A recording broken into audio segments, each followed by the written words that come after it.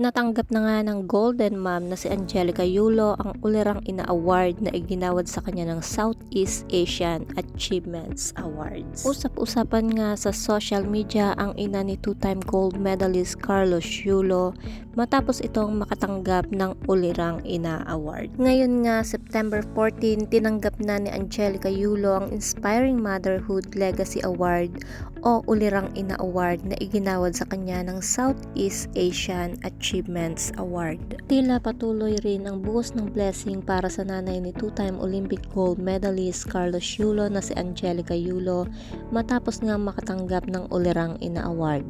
Pinarangalan si Angelica ng Inspiring Motherhood Legacy Award ng 7th Southeast Asian Achievement Award dahil sa pagpapalaki niya sa mga anak na achiever lalo na sa larangan ng sport. Sa kabatiran ng lahat, hindi lamang si Carlos ang gymnast kundi maging ang dalawa pang anak na sina Carl Eldrew at Eliza. Si Eldrew ay makatatanggap din ng parangal sa International Gymnastic Luminary Award. Samantala guys, umani ng reaksyon ng award na ito ni Angelica. May mga sumang-ayong deserve niya sa kabila ng mga kontrobersyang kinasasangkutan kaugnay kina Kaloy at partner nitong si Chloe San Jose. Subalit marami rin ang nagtaas ng kilay sa pagkakaroon ng award na ito lalo na't hindi pa rin matapos-tapos ang issue ng girian nila ng anak. Samantala narito naman ang caption ng award giving body para sa anunsyo ng award ni Mother Yulo. We are beyond proud to congratulate Angelica Yulo on the receiving the Inspiring Motherhood Legacy Award. Her journey as a mother has been nothing short of remarkable, a true story of strength, love, and perseverance. Being a mom is never easy. Angelica, like all of us, is human, imperfect and learning as she goes.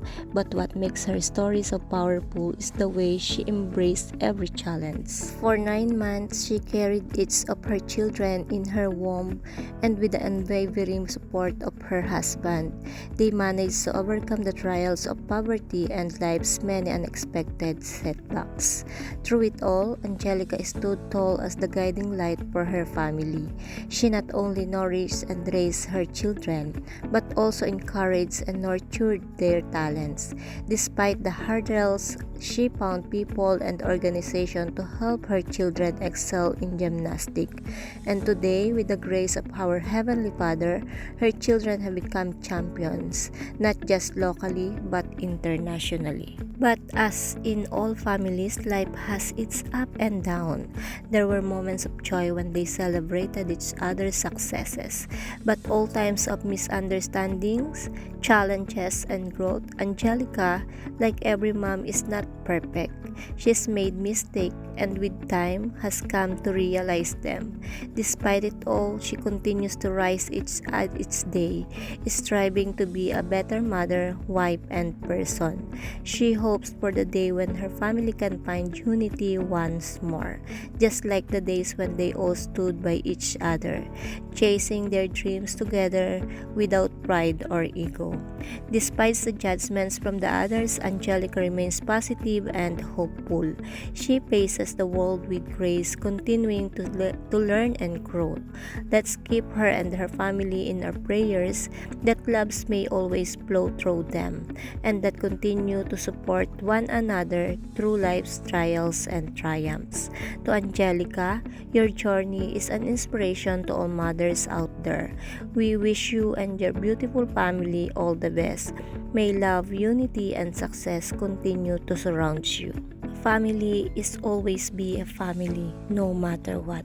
Kung matatandaan nga guys at ating babalikan, emosyonal na humingi ng tawad sa kanyang anak na si Carlos, si Mrs. Angelica, kaugnay ng hindi nila pagkakaunawaan na mag-ina. Sa isa nga, emosyonal na press conference, humarap sa media si Mrs. Angelica kasama ang kanyang legal counsel na si Attorney Raymond Fortun upang tuldukan ng issue hinggil sa hindi pagkakaunawaan sa pagitan nila ni Carlos pati na rin sa nobya nitong si Chloe. Sa kanyang pagpahayag, inamin ni Angelica na siya hindi perpektong ina, ngunit ganin din umano si Carlos bilang anak. Ani Angelica, hindi ako perpektong ina at alam ng Diyos na hindi ka rin perpektong anak at walang perpektong pamilya. Iginiit din ni Angelica na malinis ang kanyang intensyon kung bakit siya nagsasalita at wala siyang ibang hangad bilang isang kuna kundi ang ikabubuti ng kanyang anak. Sunod nga niyan ay inamin ni Angelica na nasaktan siya dahil hindi na umano nakikinig si Carlos sa kanya. Anga niya, ako'y isang inang nasaktan dahil ang mabait na anak na pinalaki ko ng maayos at mabuting tao ay hindi na nakikinig sa mga paggabay ng magulang. Dahil nga dyan guys, nagkagulo na naman ang social media dahil mainit-init nga itong award na natanggap nitong si Mrs. Yulo. Ang award nga na natanggap ayon sa award body ay bilang pagkilala sa kanyang pagiging butihing mother sa kanyang mga anak. Kabilang dito sina Carlos na hindi maiwasang pag-usapan ng mga netizen dahil sa mga publikong hidwaan ng mag-ina. Kung kayo guys ang tatanungin, deserve ba ni Mami Angelica ang natamong award na ito o hindi at bakit? For me, yes, she deserve it. Congratulations Mami Angge. Oo nga guys, no, nagkakamali siya na public niya ang mga problema ng kanilang pamilya, pero sana lang hindi matakpan nito yung mabuti nga na nagawa niyang sacrifice sa mga anak niya. God knows lahat at alam din ng Diyos ang totoong nilalaman nga ng puso niya. Siya ang may karapatang mag-judge sa bawat isa, hindi nga ang tao. And isa pa nga dito guys, no, she will never have a 3 good gymnasts if she's a bad mom nga.